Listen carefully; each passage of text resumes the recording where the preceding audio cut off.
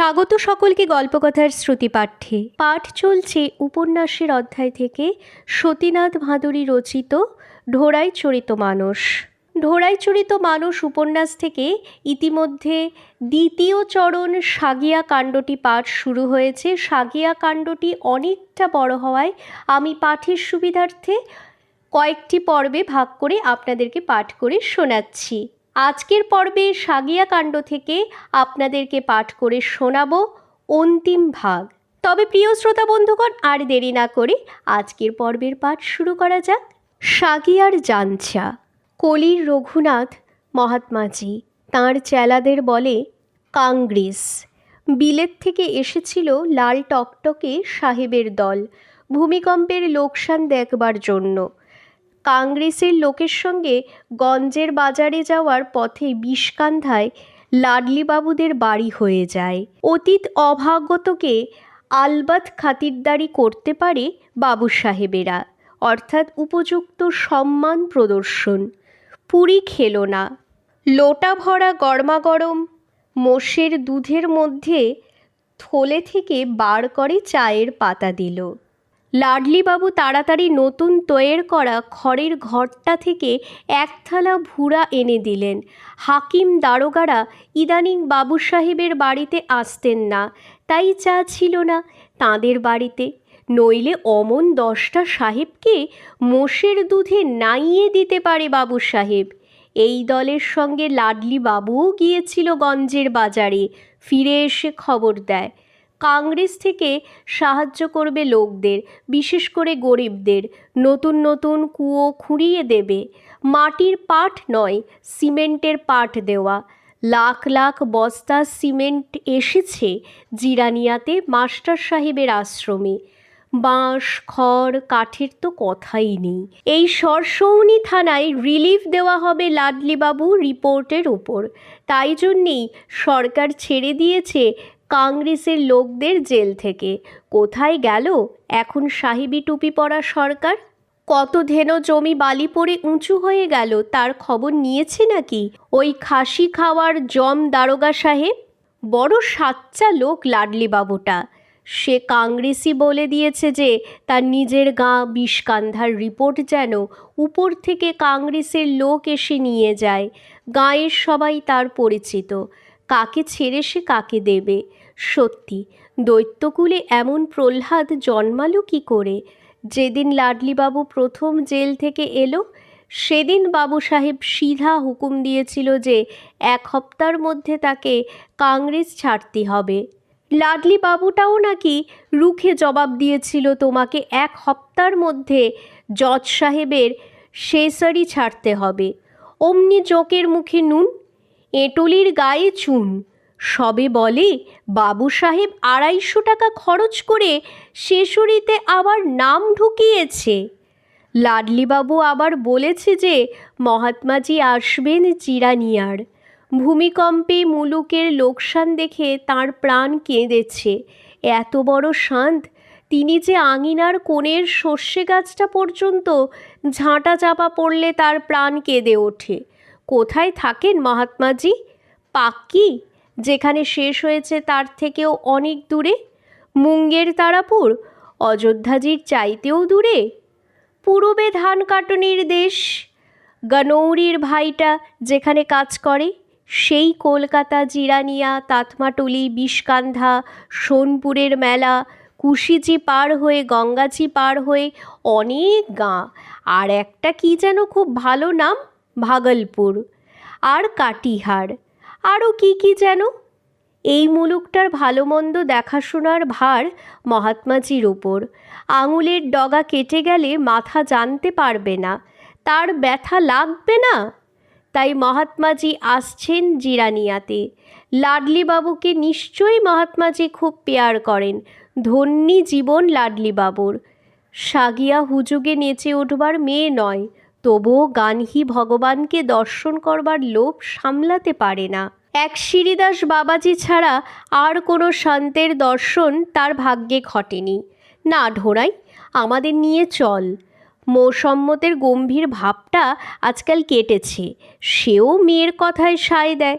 ঢোড়াই নানা রকম ছুতো দেখায়, কিন্তু মোসম্মতের সঙ্গে পেরে ওঠা শক্ত। 12 কোষ পথ তো কি হলো, কত দূর দূর থেকে বলে লোকেরা আসবে। গাঁয়ের অন্য মেয়েরা যাচ্ছে না কে বলল? রাজপুতটোলা থেকে 7খানা গাড়ি যাবে, গাড়ি নেই বলে কি আমরা যাব না? না যাক কৈরিটোলার আর কেউ, আমরা যাব। পাক্কি দিয়ে হাওয়া গাড়িতে চলে যাবেন মহাত্মাজি। আমাদের টোলার লোকেরা সেই ঝাঁকি দর্শনেই খুশি। আজ আছি কাল নেই, তীরথ সাধুসঙ্গ জীবনে হলো না। কম্মের মধ্যে সেই মরা লোকটার নামে একটা ইঁদারা করে দিয়েছিলাম, সেটা পর্যন্ত ভূমিকম্পে ফেটে গিয়েছে। কপালই আমার ফাটারে ঢোড়াই, হয়তো দেখবি দর্শনের আগেই আমি খতম হয়ে গিয়েছি। মরা স্বামী জামাইয়ের নাম করে মোসম্মত বিনিয়ে বিনিয়ে কাঁদতে বসে। ঢোড়াই এর আগে জিরানিয়া যাওয়ার কথা ভাবতেই পারেনি, কিন্তু সাগিয়াটা তো কখনো কিছু আবদার করে না, তার কথা ঢোড়াই ঠেলতে পারে না। এতদিন সে এই বিষয়ে নিজের মনের উপর কড়া রাশ টেনে রেখেছিল। ঢোড়াই নিজের কাছে পর্যন্ত স্বীকার করতে চায় না যে জিরানিয়ার আকর্ষণ সে মন থেকে মুছে ফেলতে পারেনি, পাছে আবার কেউ বুঝে ফেলে। তাই ঢোড়াই জিরানিয়া ফেরত কৈরিটোলার লোকদের নিজে থেকে খুঁচিয়ে কিছু জিজ্ঞাসা করে না। বিলটা গত বছর মোকদ্দমার তদবির থেকে ফিরে বলেছিল যে বকরহাট্টার মাঠে ফটফট করে হাওয়া গাড়ি চলে আর বিঘার পর বিঘা জমি চাষ হয়ে যায়। ওই গাড়ি মেরামতের ঘর করেছে পাক্কির পিপার গাছের কাছে। দত্তের মতো দাড়িগুলো দেখলেই গা ছমছম করে। এরই মধ্যে একটা লোকের জান নিয়েছে। লোকটা দাঁড়িয়েছিল পিছনে, বলা নেই কোয়া নেই, উপরের লোকটা দিয়েছে গাড়ি চালিয়ে, আর যাবে কোথায়? পিছনের লোকটা হালের ফালগুলো দিয়ে এক্কেবারে টুকরো টুকরো হয়ে গিয়েছে। সরকারি ব্যাপার বলে সাজা হয়নি কারো, না হলে ডেরাইভার সাহেবকে লটকে দিত হাকিমরা। রামনেওয়াজ মুন্সি নিজে বলেছিল। ঢোড়াই সেদিন বিলটাকে জিজ্ঞাসা করেছিল ময়নার জঙ্গলগুলো কেটে দিয়েছে নাকি বকরহাট্টার মাঠের। বিলটা একটু আশ্চর্য হয়ে গিয়েছিল। হালওয়ালা হাওয়া গাড়ির কথা জানতে আগ্রহ লোকটার নেই, জানতে চায় ময়নার জঙ্গলের কথা। ঢোড়াইটা কীরকম যেন, ঢোড়াই অপ্রস্তুত হয়ে বলেছিল ময়নার ডাল দিয়ে কোদালের বাঁট হয় কি না তাই মনে এলো। এমন জিরানিয়ার খুচরো খবর আরও 2-1 দিন ঢোড়াইয়ের কানে এসেছে, কিন্তু অধিকাংশ গাড়োয়ান চোখ বুজে কানে তুলো গুঁজে গাড়ি চালায়, কোনো খবর রাখে না। কেবল জিরানিয়া বাজারের মধ্যে দিয়ে গাড়ি চালানোর কেরামতির বড়াই। কেউ ধরলেও হয়তো তালে মহলদার কিংবা অন্য কোনো চেনা লোকের কিছু খবর পাওয়া যেত। 2 বৎসরের কথাটা 1 যুগ আগের বলে মনে হয়, আরেক যুগ আগেকার কথাগুলো মনে হয় যেন সেদিনকার। কতদিন মনের কোণে কত ইচ্ছা এসেছে ছেলেটাকে দেখতে রামিয়ার কোলে। রাতের বেলায় গিয়ে বলদজোড়াকে একটু আদর করে আসতে সাহস হয়নি। ঠেলে দূরে করে দিয়েছে এইসব চিন্তাগুলোকে মন থেকে। বিষকান্ধা তো আর খারাপ লাগে না। লোকের কি আর জায়গা ভালো খারাপ লাগে? সেখানকার লোকজনের সঙ্গে সম্বন্ধটাই লাগে ভালো কি বা খারাপ। এখানেও তো ঢোড়াইয়ের নতুন মিষ্টি সম্পর্ক গড়ে উঠেছে কত লোকের সঙ্গে। ছোটবেলার জানাশোনা আর বড় হয়ে পরিচয়ের মধ্যে তফাৎ গরম ভাত আর ঠান্ডা ভাতের মধ্যে তফাৎ। জিরানিয়ায় যেতে ইচ্ছে করলেও সে এতদিন ঠিক করেছিল যে মরে গেলেও সে ওমুখ হবে না জীবনে। এখন ঠিক করে যে যেতে ইচ্ছে না থাকলেও সে যাবে। নিজের ইচ্ছাটাই জীবনের একমাত্র জিনিস নয়, অন্যের ইচ্ছাও কত সময় রাখতে হয় দুনিয়ায়। নিজের সংকল্প বজায় চাইতে সাগিয়ার আবদার রাখতে মনে তৃপ্তি পাওয়া যায় বেশি। অন্ধকার হওয়ার পর সে সাগিয়াদের নিয়ে জিরানিয়ায় পৌঁছবে, যাতে তাতমাটুলির কোনো চেনা লোকের সঙ্গে তার দেখা না হয়ে যায়। পাপ ক্ষয়ের উপায় কথন। জিরানিয়ার সেদিন মোসম্মত আর সাগিয়া প্রাণ ভরে মহাত্মাজির দর্শন করেছিল। ধন্যী তাদের পুণ্যের বল, ধন্য হও রামচন্দ্রজি। দেখে আর তাদের তৃপ্তি হয় না। সাধু বাবাজি তারা এর আগেও দেখেছে, কিন্তু দেবতার সাক্ষাৎ দর্শন এর আগে হয়নি। চারিদিকের সাদা আলোগুলো তাঁর শরীরে ঠান্ডা জ্যোতির কাছে মিটমিট করছে। কত কি বললেন মহাত্মাজি! তাঁর কথা নিজে কানে শুনতে পাওয়া কি কম ভাগ্যের কথা? পৃথিবীর পাপের বোঝা বেড়েছে, তাই জন্যেই দেশে এই ভূমিকম্প হয়েছে। ঢোড়াইয়ের মনে হয় ঠিক বলেছেন মহাত্মাজি। রাজপুতদের পাপ, তাতমাটুলির মোড়লের পাপ। অচ্ছুত হরিজনদের উপর আমরা অন্যায় করি, তাদের মানুষ বলে ভাবি না। ধরতি মাই সে পাপের বোঝা সইতে পারেননি। কথাটা ঢোড়াই ঠিক বুঝতে পারে না। রাজপুতদের পাপের কথা কি তাহলে ভুল? তাতমাটুলির মোড়লদের পাপের কি তাহলে কোনো ওজন নেই? এই বিপদে কত লোক জেরবার হয়ে গিয়েছে।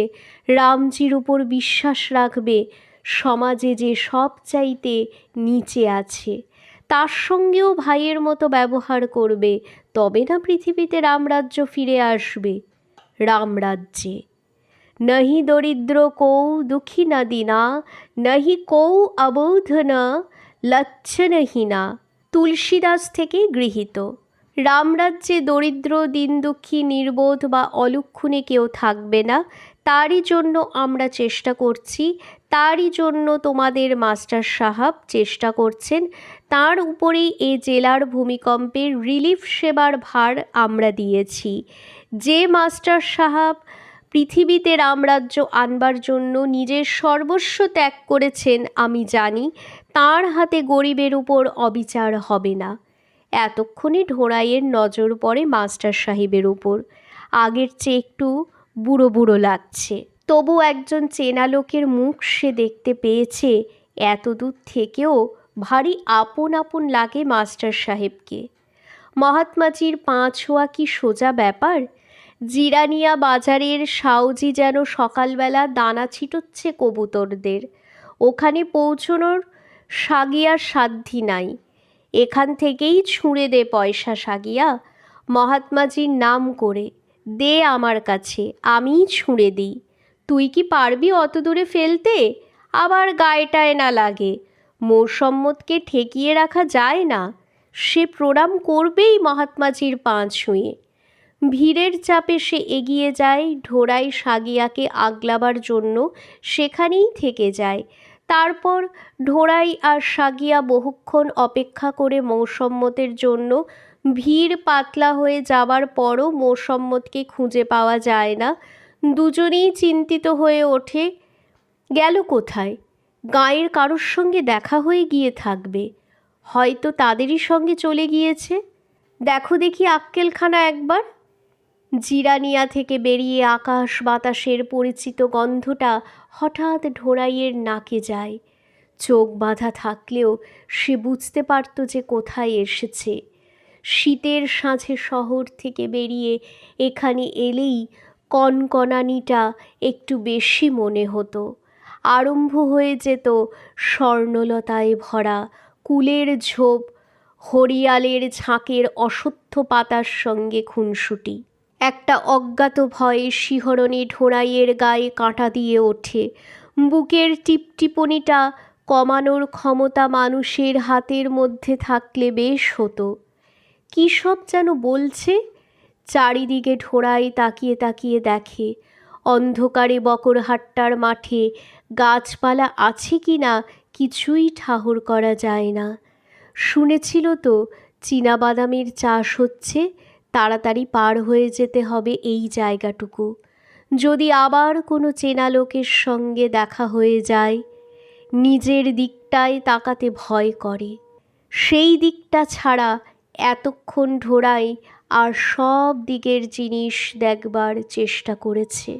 অন্ধকারে কিছুই দেখা যায় না, কেবল মিটমিটে আলো দু চারটে।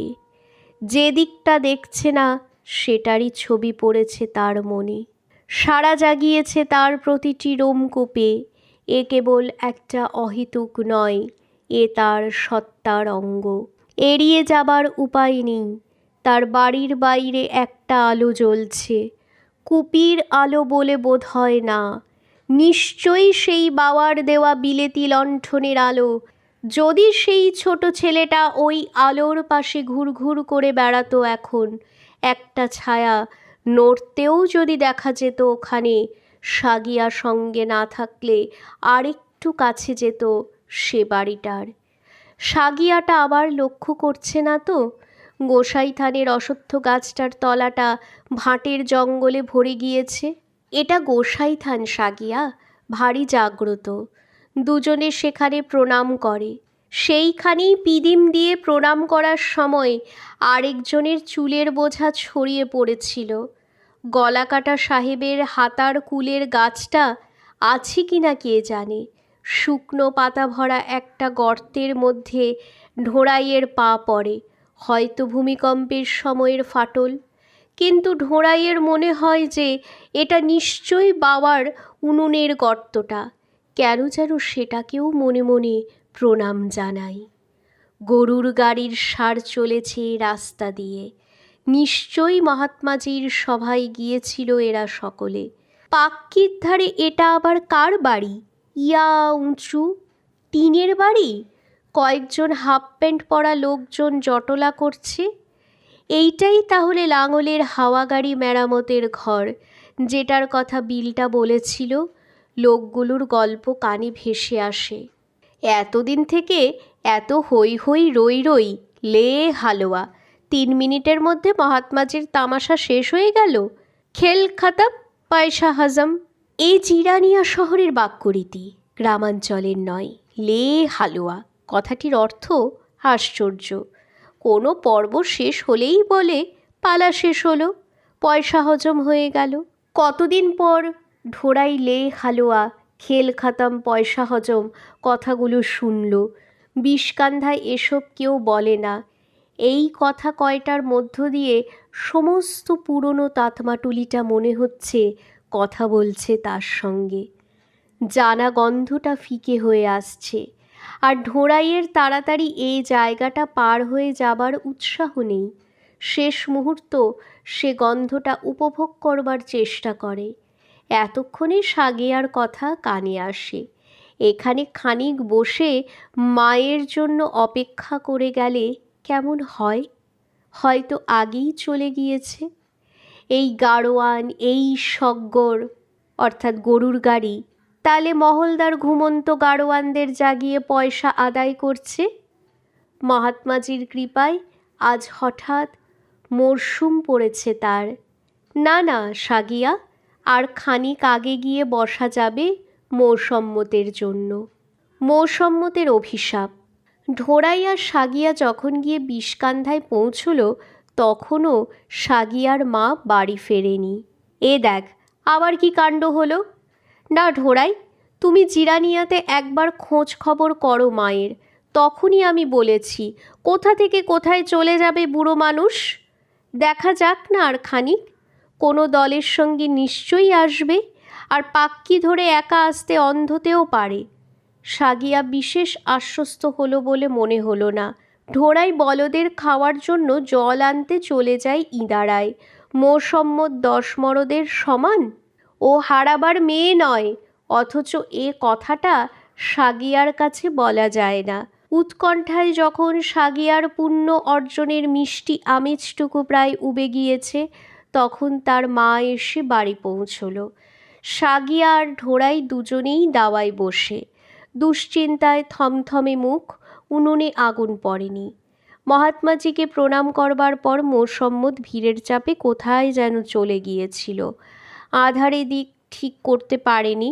ভিড়ের সঙ্গে এ মূল্যক ও মূল্যক, 6টি 7 মূল্যক ঘুরতে ঘুরতে দেখা গিধর মণ্ডলের সঙ্গে হালুয়াইয়ের দোকানের সম্মুখে। গিধর আবার তাকে নিয়ে যায় সভার মাঠে।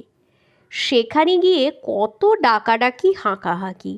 ও ঢোড়াই, ও সাগিয়া, কে শুনছে বুড়ির কথা? তখন কেঁদে বুক চাপড়ে মরে। গিধর বলে ভাবনা কি, ওরা বাড়ি ফিরবে ঠিকই। ওই হারামজাদাটার সঙ্গে বেরিয়ে যাওয়ার মেয়ে সাগিয়া নয়, তবে দিনকাল খারাপ। মন না মতি, ঘি আর আগুন। বাড়ি পৌঁছবে ওরা ঠিকই, কেবল আগে আর পরে। তুমি কেঁদে আর কি করবে? আমার গাড়িতে করে তোমায় নিয়ে যাব। ভোর রাত্রে বেরোনো যাবে? বুড়ো মানুষ, এতটা পথ হেঁটে আসবার দরকার কি ছিল? আমাকে একটা খবর দেওয়াতেও আজকাল অপমান হয় তোমাদের। মহাত্মাজিকে দর্শনের পরও এই প্রবৃত্তি? কেঁদে কি হবে? সব ঠিক হয়ে যাবে মহাত্মাজির আশীর্বাদে। চোখের জল আর ঢুলুনির ফাঁকে ফাঁকে মোসম্মদ গিধর মণ্ডলকে কত হাবিজাবি মনের কথা বলে। বড় আপনার জন বলে মনে হয় গিধরকে আজ।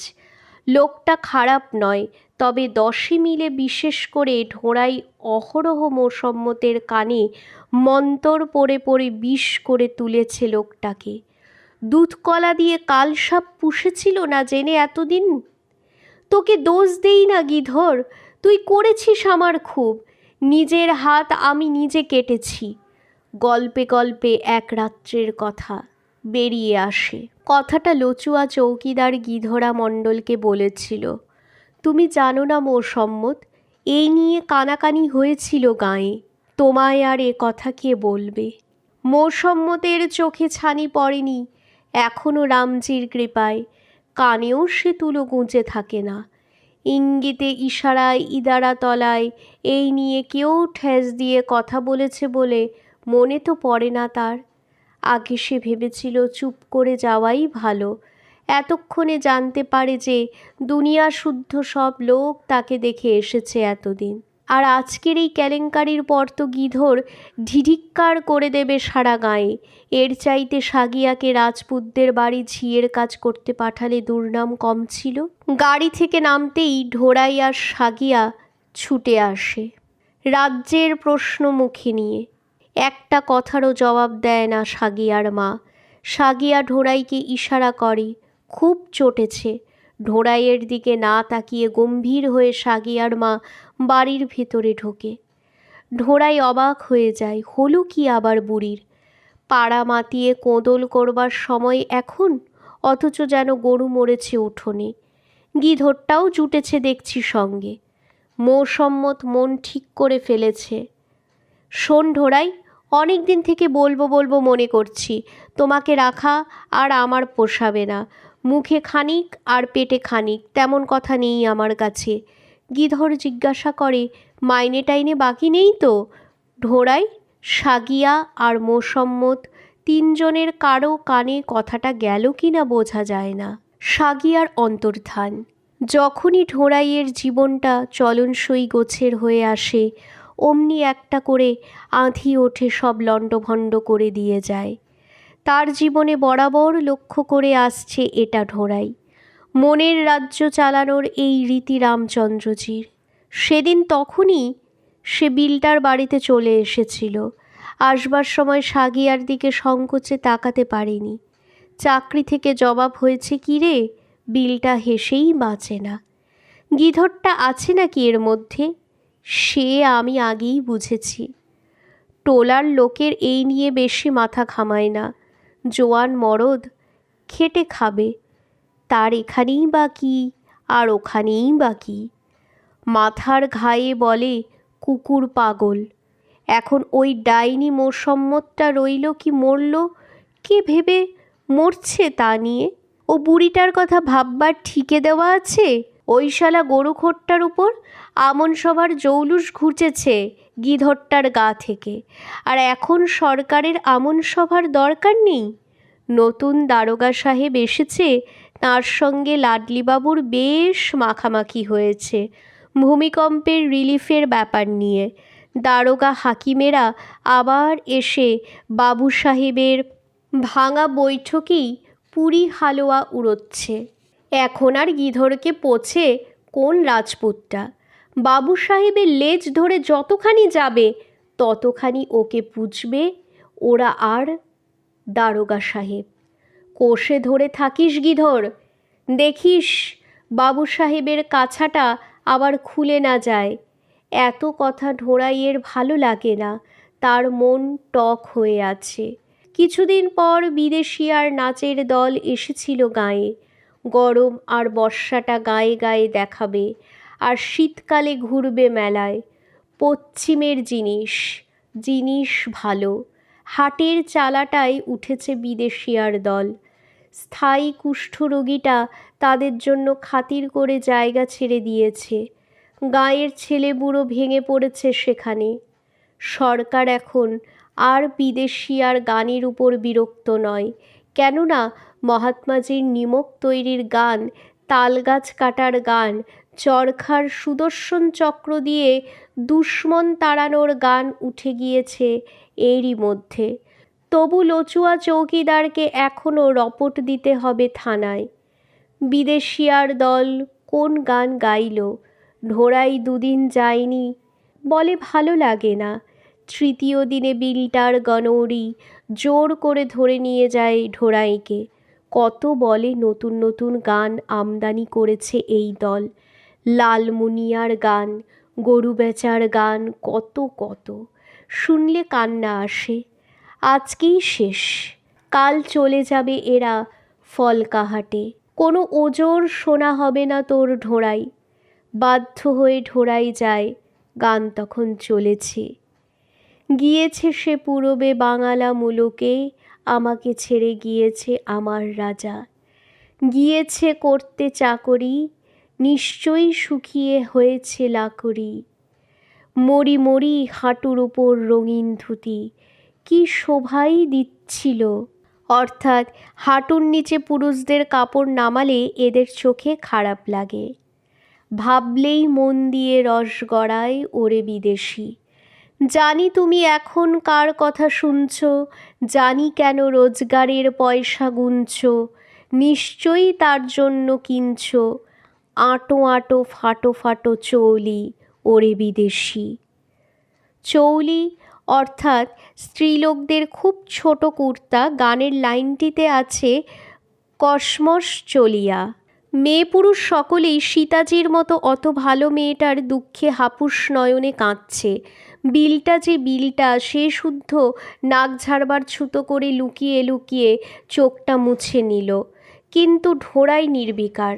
সব লাগছে ফিকে, পানসে।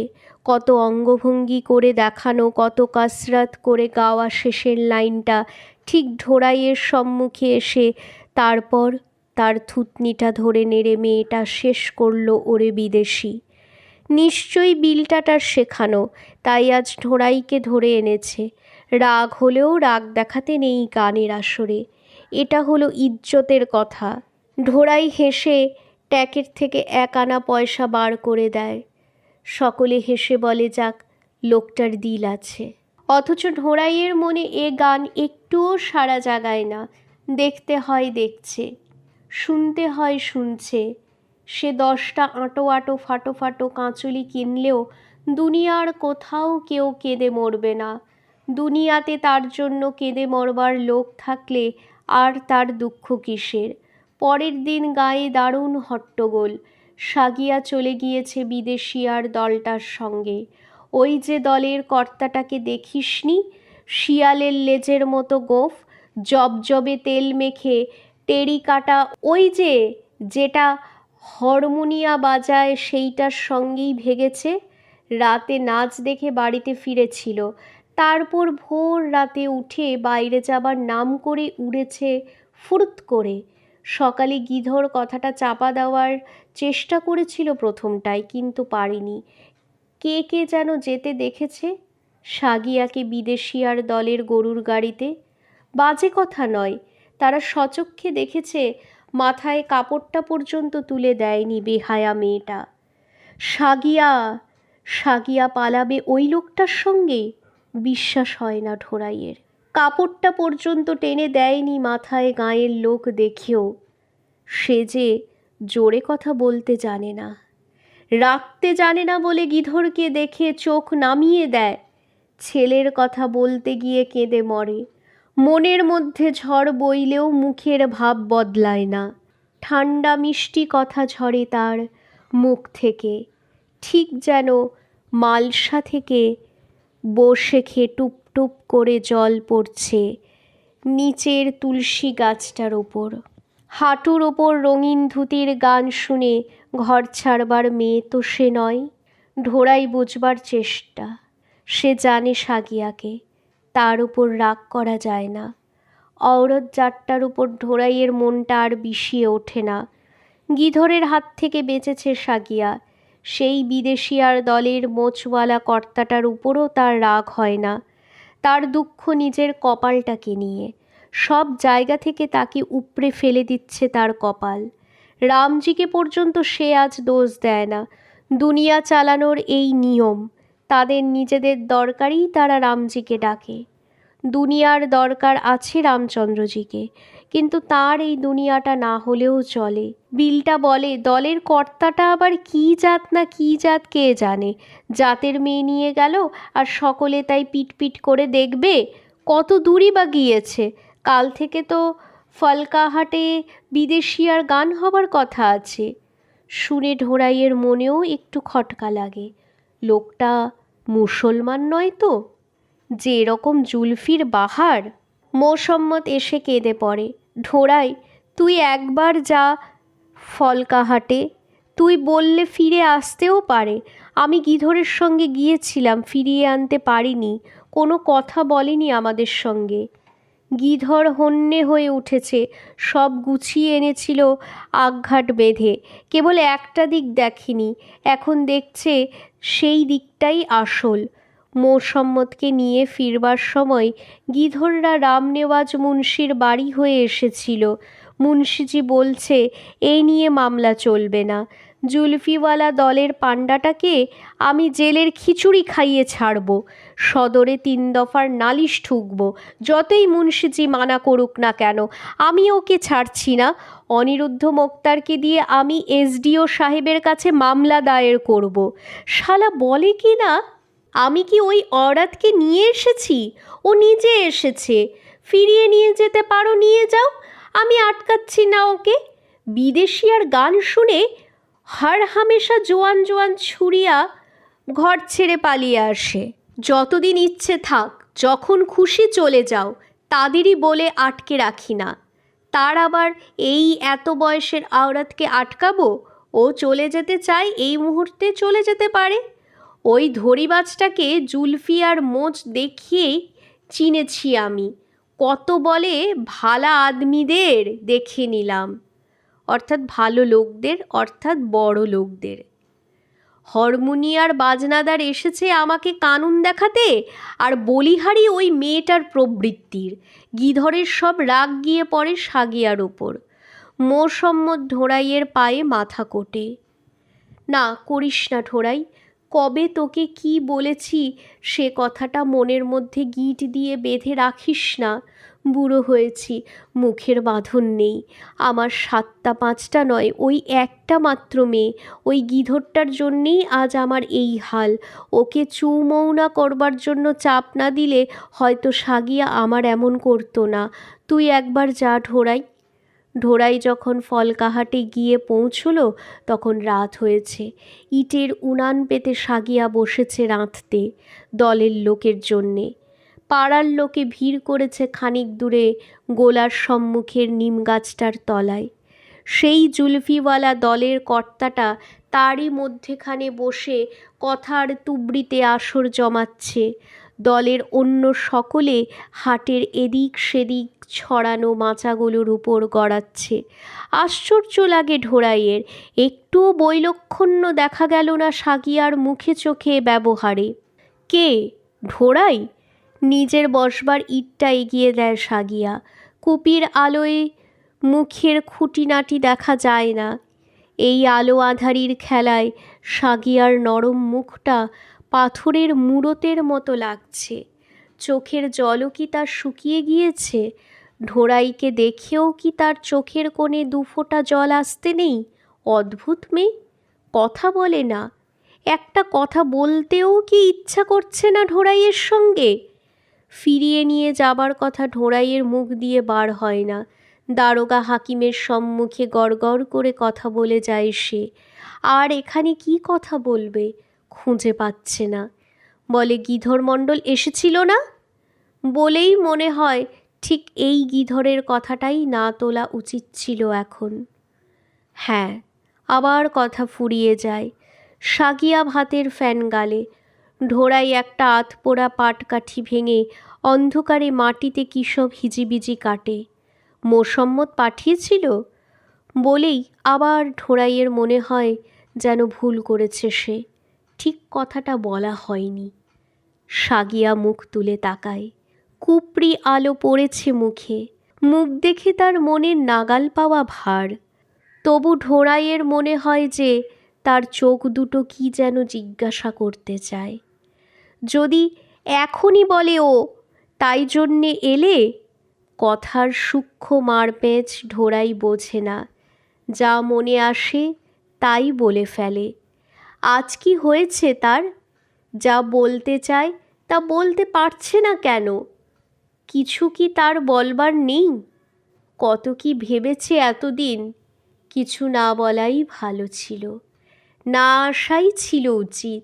যাক, এসেছিল বলে তবু তো দেখা হলো। ঢোড়াই উঠে পড়ে। মাকে দেখো। ফল্গুতেও বান ডাকে। চোখের জল লুকোবার জন্য দুজনেই আধারের দিকে মুখ ফিরিয়ে নেয়।